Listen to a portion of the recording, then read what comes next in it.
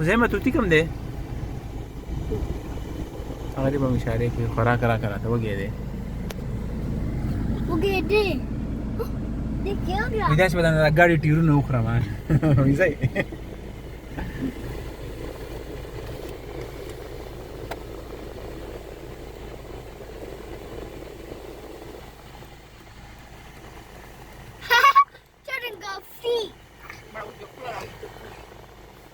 دا پکې غټ دی ښه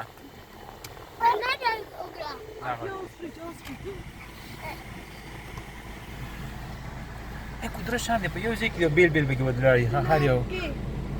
هر یو قسم پکې خپل خپل ځای کې د ټونګه بسونه سخت دی